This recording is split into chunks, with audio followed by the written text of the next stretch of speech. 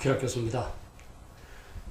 오늘은 조금 불편한 얘기입니다만 미군이 과연 철수할 수 있고 어떤 상황에서 철수할까 한번 말씀드려보고자 합니다. 왜냐하면 시리아에 있던 미군을 트럼프 대통령이 갑작스럽게 철수하는 결정을 내렸고 그로 인해서 미국과 협력 관계를 형성해왔던 쿠르드족의 운명이 삽시간에 바뀐 사건이 발생했기 때문입니다. 아마 쿠르드족의 전문가들은 미군의 갑작스러운 철수를 예상하지 못했을 겁니다.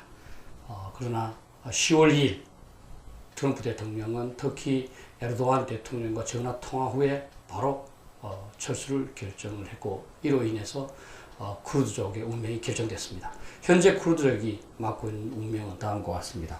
터키족에 의해서 근거지가 박탈됐습니다. 30km 후퇴를 했습니다. 폭이 한 120km 되는 거죠. 땅을 뺏겼다고 할 수 있습니다.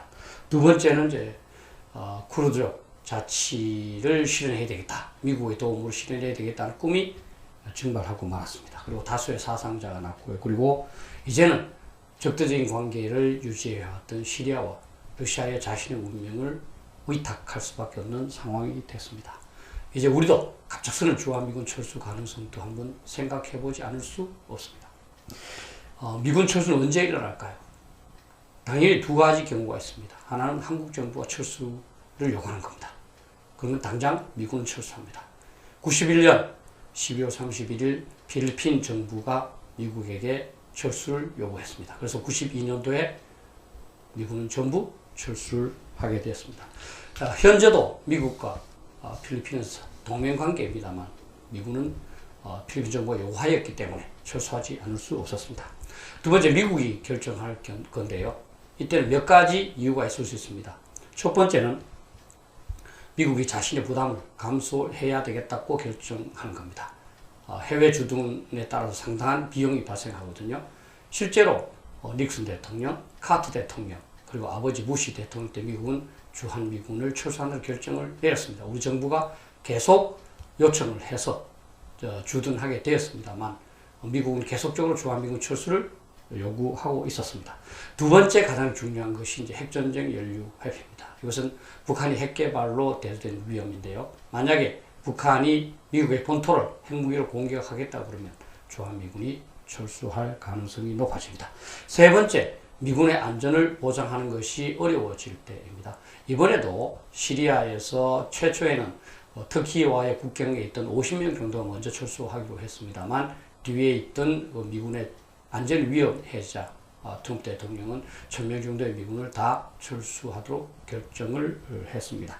북한이 만약에 기습 공격을 감행해서 주한미군 기지를 위협한다면 미군은 철수할 가능성이 높습니다. 네 번째는 주둔으로 인한 이익이 별로 없을 때입니다. 예를 들면 한국이 방위 분담하지 않는다든지 다른 다양한 어려운 상황이 발생했을 때 미군은 철수할 수 있습니다. 그런데 일부에서는 주한미군을 절대로 철수하지 않는다는 주장도 없지 않습니다. 중국 봉쇄를 위해서 한국의 전략적 가치가 매우 높다는 주장이죠. 그러나 그것은 한국의 입장에서 그렇게 평가한 것이고 미국의 입장에서는 다를 수 있습니다. 그리고 인도태평양 전략을 추진함에 따라서 한국의 상대적 가치 낮아진 상태이고 그리고 일본이 국권이 존재하는 한 한국의 가치는 부차적일 수 있습니다. 두 번째, 평택기지가 굉장히 중요하다는 겁니다. 당연히 평택기지가 유용한 것은 분명합니다. 그러나 미군 철수를 하지 않아야 될 정도로 사활적이라고 볼 수는 없습니다. 그리고 세 번째는 일본 방어에 기여하기 때문에 철수할 수 없다는 겁니다. 그러나 한국 같은 전초기지가 일본의 방어를 위해서 꼭 필요한 것은 아닙니다.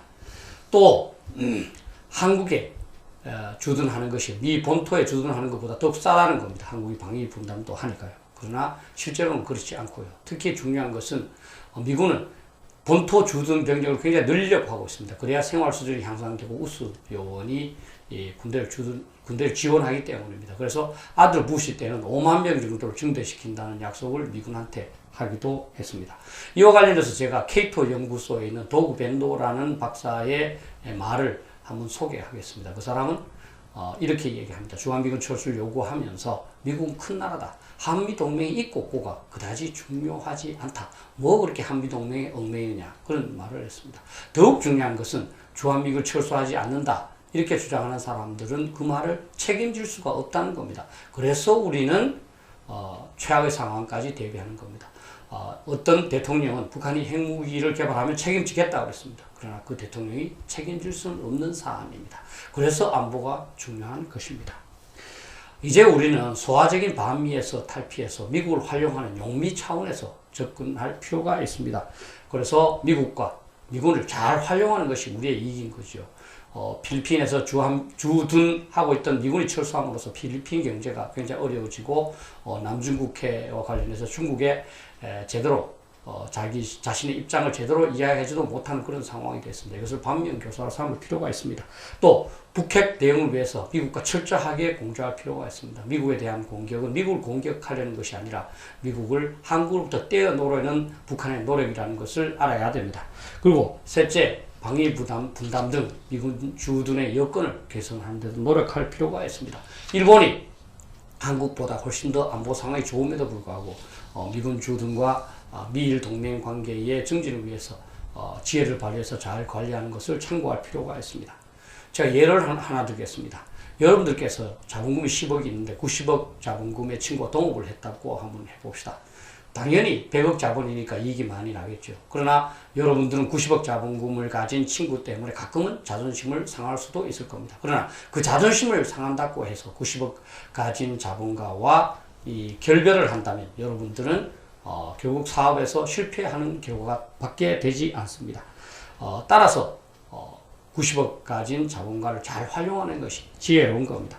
북한이 주한미군 철수를 저렇게 적극적으로 주장하고 있다는 것은 주한미군 주둔이야말로 그들에게 가장 심각한 전쟁 억제력 또 전쟁 방어력이 된다고 생각하기 때문입니다. 따라서 우리는 더욱 이를 중시할 필요가 있습니다.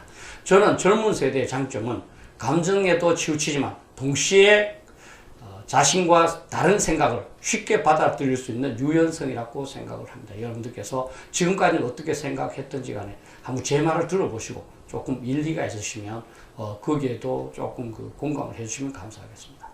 감사합니다.